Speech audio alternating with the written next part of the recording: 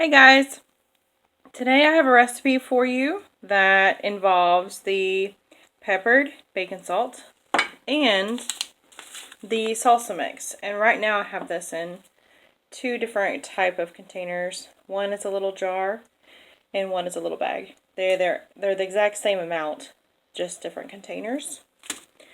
So what I've done is I have one huge avocado and I've already put in my peppered bacon salt. I just did a big pinch. And the next thing that I'm going to do is I'm going to open this salsa mix.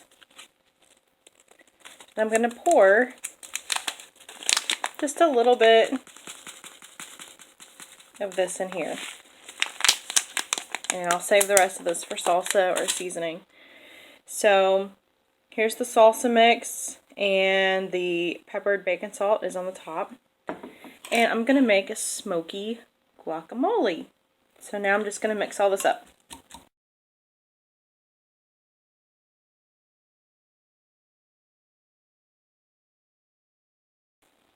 And there we have it.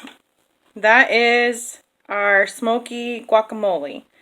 And I'm actually going to use it on these bagels that I have. And I'm going to have some avocado toast.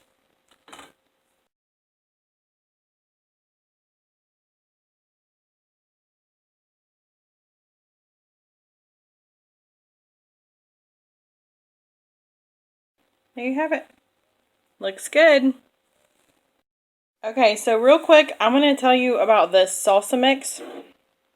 And it's just a dry seasoning pack.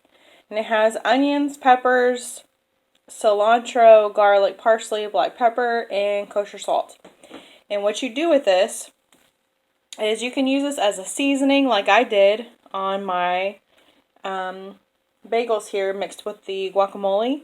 You could mix it with sour cream or cream cheese. You could add this to soups or stews or, you know, your tofu scramble. You can do all kinds of things with it. But what's really good is to make salsa with it.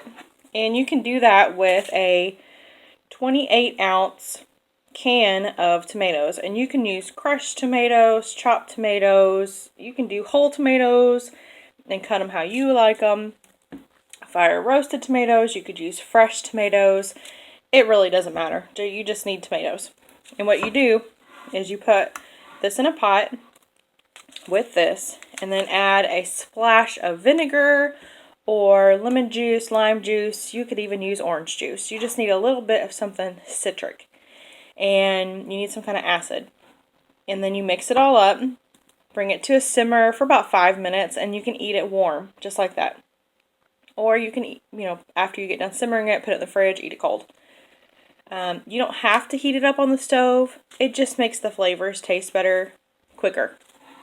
So that is how you make the easy peasy salsa. Thanks for watching. I'll see you guys next time. Bye!